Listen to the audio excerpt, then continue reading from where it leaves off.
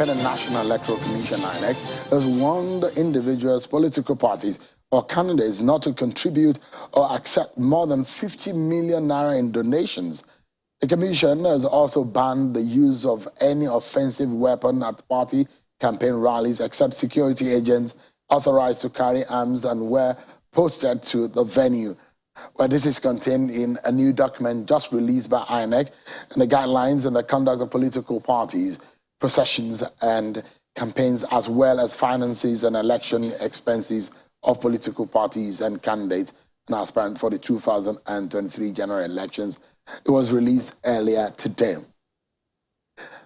So you have it. There's different segments of that document from the public, political public campaigns to the conduct of conducting the campaigns, the kind of people that must be there, where is specified the designated venues for any campaign, and also even the limit of donation to any political campaign, and in fact the period of campaign. What happens when there is a clash in venue of two political parties? It is also in this document. Let's speak to the chairman of the Inter-Party Advisory Council, who is also a presidential candidate of the ADP. Alhaji Yabagi Sani joins us live on the program. Thank you so much. Good evening, Sean. Thank you for having me. Yeah, I can conveniently call you Alhaji White. Yes. Because I see that you always come in this. Well, Electoral Act has specified some of these things, but it does look like there is a reason why INEC is coming with some of these guidelines. And it was heartbreaking, actually, to know that over 50 persons were said to have been killed or injured in the early stage of the campaigns, which brought to, INEC and the Inter-Party Council on Election Security together to meet, especially when two offices of INEC were burned down in Ogun State and in Osun State. First and foremost, are you impressed by the conduct of your colleagues in the other political parties in this election cycle, considering the kind of violence that we have seen so far? Well, nobody will be impressed with what has happened, because we are talking about lives and property that has been have been damaged and some lost. So there's no way anybody will condone. That kind of infractions. And what does that portend for the country? It's retrogression, because when there's violence, when there's obscene use of money, what happens in most cases is you get incompetent people elected. And when you get incompetent people elected, what happens is that the country continues in this vicious cycle of no progress, of retrogression, and that's why nobody will support what has happened so far. But so thank God, disappointed in the conduct. But thank God, the authorities have stepped up to the plate. Mr. President himself has come out very strongly against it, that it can be allowed to continue. And IGP too, was very much around. He had a meeting with us, and the only reason why we had that meeting was because of what you said, the dangerous development. And again, but you look at who are the perpetrators of this, this dastardly act, that happened. It's not, believe you me, it's not the managers of political parties, not the chairman. To some extent, not even the candidates. There are elements that take advantage of these things when you have a gathering of politicians or political activities taking place.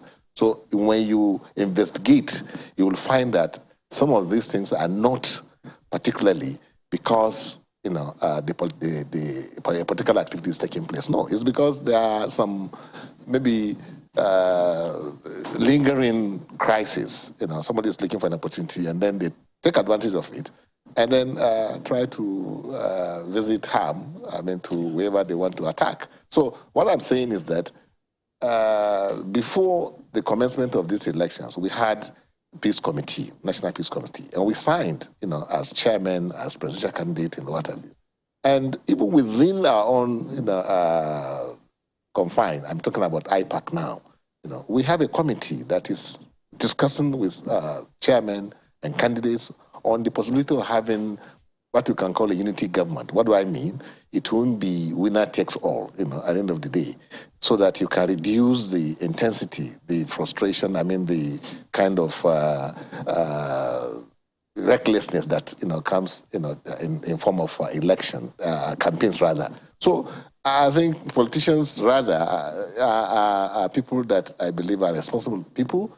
I'm talking about candidates, I'm talking about... But have they shown that in the manner in which they have campaigned so far and in the rhetorics that have been pushed out? No, it's below the expectation, to say the truth about what has happened, because even a while ago I listened to one of the candidates and I didn't like the kind of languages he was using. That is not what we expect. We said we are going to conduct this campaign with the highest level of decency, and only on issues. Why? Because the country is already almost on a precipice. If with care is not taken, we know the tendencies, we know the restiveness that is on the land. So we cannot come again and then heighten those fault lines which we are trying to forget or put behind us. I'm talking about ethnicity, religion, and what have you. So yes, the language being used is not what we expect. And I think going forward, the handlers of those candidates will, I'm sure, talk to them so that we will have a rancor-free, campaigns and lead into the election so that we have a free, fair, and credible elections. I like it, Yabagi. Because like I've always said all the time, that when democracy fails, the biggest losers are the politicians themselves. We are the first casualties, in that circumstance. So we should behave, responsibly. We should behave as those that have the biggest stake in the whole exercise. Yeah. I wanted to draw your attention to, and I know you might be affected also by this, 50 million naira. That is the benchmark of the donations permissible by law, by the guidelines that INEC has released. How feasible is that? Oh, it's very feasible because, for instance, if you look at that law, section 88, 89, and 90, I think 88 tries to specify the limit that a presidential candidate can spend, which says 5 billion naira. A governorship candidate can spend up to the limit of 1 billion naira. Senator will have 100 million, and House of Reps will spend 70 million. But again, you see, that's not where the problem is. That's why I'm saying there's no limit, believe you me, as much as to what you can spend. Because now, when you go to 89, you will find that where it talks about the expenses, campaign expenses by political parties, it's to manage a candidate, manage aspirant, or something like that. It says that the amount of money spent, the expenses by political parties will be determined, by the electoral body in consultations with the political party. And it says that it doesn't put a limit to how many people can contribute the 50 million naira that I've talked about. So the political party can say, we have 1,000 people that contributed this 50 million, and that's, so which means you can spend as much as trillions of naira. And you can that 50 million by one person. One person, yes. That a donation can be made by a person. Yeah, this is a country of how many people? 216, they said, million people. And you have people that are in the parties who can say that, okay. Well, it's always said in the previous, in 88, that you can't spend more than 5 billion as presidential. That is the candidate, not the party. Not the party. So you can put some expenses under the party and still put it under the presidential campaign. Once you become a candidate, you are the property of the party. The party spends on you. So it should be together as a party and as a candidate that you can't spend more than 5 billion. No. Because what the law says here is that the maximum election expenses to be incurred by a candidate at the presidential election shall not exceed 5 billion. Exactly. By a candidate. That's the point I'm making. Yes. That you are saying that that section should actually refer to both the candidate and the party. Is that what you're saying? No, for it to make meaning, to have to make any sense that you have a limit. You don't have a cap. So there's still a vacuum in this. There's a huge vacuum there, very huge. That even before the INEC can determine what I spend as a party, we have to sit down together And they explained to them that this one was for logistics, this one was for this, and this is for mobilizing people and things like that. You know, printing posters by the party and things like that. So there's a huge, loophole there if you look at it critically. I mean, it's obvious, isn't it? Yes. That, I mean, maximum, the subsection 2 yes. of section 88, yes. Which talks about limitation on election expenses. And let me read it again for our viewers to hear again. The maximum election expenses to be incurred by a candidate at a presidential election shall not exceed 5 billion naira. Candidate. Mark the word candidate, not the party. And so subsection 2 of 89 says election expenses incurred by a political party for the management or the conduct of an election shall be determined by the commission in consultation with the political parties. Yes. So it gives you an open check. More than open check, in fact, an open bank. Interesting. Yeah.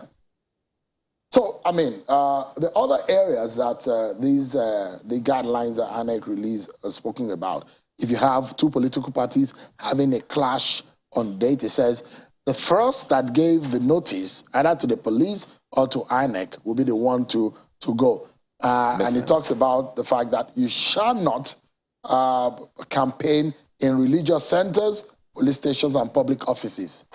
No, as Action Democratic Party candidate, our party will have a policy right from the word go that we are not going to disturb, religious centers because it's like intrusion, into a place that you must give due respect. I mean, highest level of respect to. So we believe to campaign in such places, is to us, it's not acceptable. Is there any distinction between appearance and campaigning? Because, as it were, two things.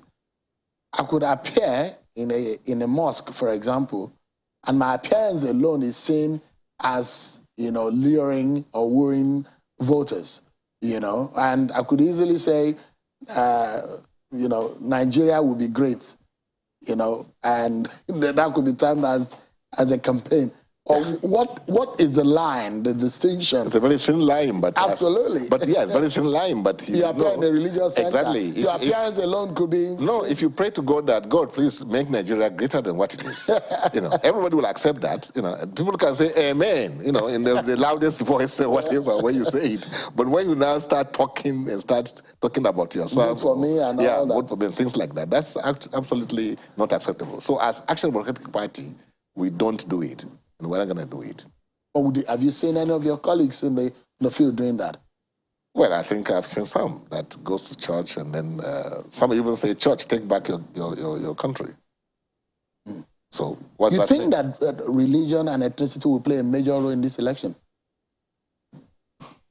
Nigeria, I mean, from what we have seen so far, if you look at even the so-called frontline candidates, what does it tell you? It tells you that the fault lines, that is the tripod that Nigeria is sitting on, each one of them has come out to say this is our own. And even the candidates themselves do not hide it. Peter Obi does not hide the fact that he's running on the claim that they have not been given a chance to rule this country as a civilian administration. As Bola Tinubu, it's also the same thing. Say, that it's now the turn of the Yorubas. And Atiku says, don't vote for anybody, vote for me because I'm from the north. That's the only qualification that they are saying that they have. Nigeria should have gone beyond this. We must have, I mean, look at the kind of country we have, the promise of this country, which is greatness. It's not based on ethnicity. It's not supposed to be on religion. It's not supposed to be on the language you speak or something like that. It's supposed to be on ability to deliver. And that's why anywhere I talk, I tell the people that I'm not campaigning on the basis of ethnicity, whatever. In fact, I don't even represent any one of them. All right. Those sentiments. What I represent is capability, intellectual capacity, and focus, and the ability to deliver. And that's what Nigeria is looking for. Thank you so much, Alhaji Yabagi Sani, the presidential candidate of the ADP. Thank you so much, and the national chairman of Interparty Advisory Council. Thank you so much indeed for having there on some of these issues. Well, that's our show for tonight, everyone. I'll see you at 8 p.m. on Sunday. I'm sure Akimale. Bye for now, and God bless Nigeria.